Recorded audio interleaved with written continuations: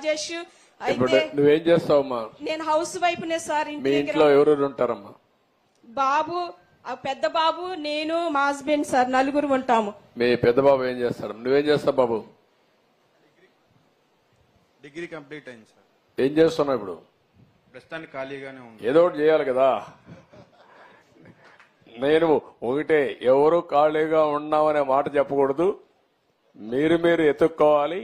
అవసరమైతే అందుకే skill development కూడా మీకు పోవద్దయా, పంపించేస్తారా, చిన్నగా జరుపుకోమంటున్నా.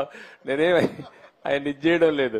నేనేమంటున్నానంటే నీ శ్రేయోభిలాషిగా మీ కుటుంబం పెద్దగా చెప్తున్నా, రాష్ట్రమే నా కుటుంబం అనుకుంటున్నా కాబట్టి మీ కుటుంబ పెద్దగా చెప్తున్నా, మీరందరూ కూడా ప్రయోజకులు కావాలి. చాలా అవకాశాలు ఉంటాయి ఇక్కడ. నువ్వు బాగా, ఇప్పుడు తమ్ముడు బాగాలేడు, ఓకే, నేను 6,000 రూపాయలు ఇస్తున్నాను. మీ అమ్మా నాన్న ఉన్నారు. నువ్వు లైఫ్ లో సెటిల్ అయ్యి కనీసం అమ్మా నాన్న చూసుకునే పరిస్థితిలో ఉండాలి. అది నువ్వు చేయాలి.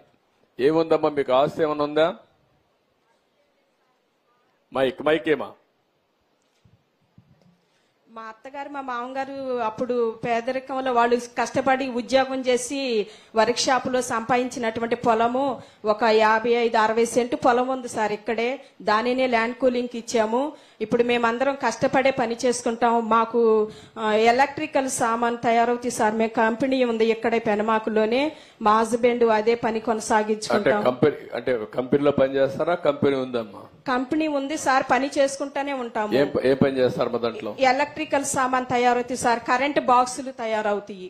కరెంటు బాక్సులు పెట్టి వైరింగ్ లాగుతాం కదా, దాంట్లో నుంచి అది మ్యానుఫ్యాక్చరింగ్. బాబు ఎందుకు పనిచేయడు అక్కడ? బాబు కూడా చేస్తాడు ఖాళీగా ఉన్నప్పుడు. బాబు మొన్నటి వరకు పేటిఎం లో చిన్న జాబ్ చేసుకున్నాడు. అది కొంచెం ఇబ్బందికరంగా ఉందని మానేశాడు. చూసుకుంటున్నాడు బయట ఇంకొక జాబ్ కూడా. అదే, అందుకే ఇప్పుడు మనం స్కిల్ డెవలప్మెంట్ కూడా పెట్టామ్మా. ఇలాంటి పిల్లలందరూ అక్కడ కానీ స్కిల్ డెవలప్మెంట్కి పోయి అమరావతిలో ఎలాంటి అవకాశాలు వస్తాయో అవన్నీ చూసుకోగలిగితే దానికి కావాల్సిన స్కిల్ కూడా నేర్చుకుంటే ఎక్కువ ఆదాయం వస్తుంది. నువ్వు అన్నట్టు ఒక మాట చెప్పావు, మొత్తం అమరావతిలో ఉండే వాళ్ళందరూ రాజధాని పోతుందని బాధపడ్డారు. విశాఖపట్నంలో ఉండేవాళ్ళు రాజధాని వస్తుందని బాధపడ్డారు. అందుకే మీరు చూస్తే విశాఖపట్నంలో 95,000 మెజారిటీ భీముల్లో వేశారు. భీములు 94,000, గాజువాక 95,000. అన్ని సీట్లు 60-70,000తో గెలిపించారు. ఎంపీ అయితే 5 లక్షల మెజార్టీతో గెలిపించారు. మీ ఎంపీకి తక్కువ వచ్చాయి అక్కడికంటే.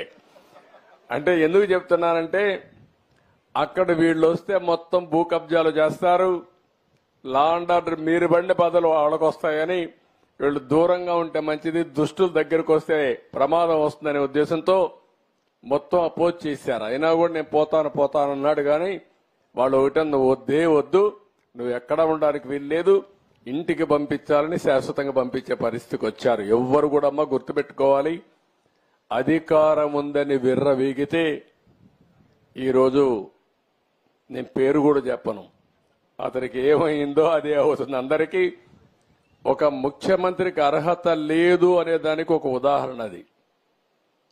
ముఖ్యమంత్రికే కాదు, రాజకీయాలకు కూడా అర్హత లేదు.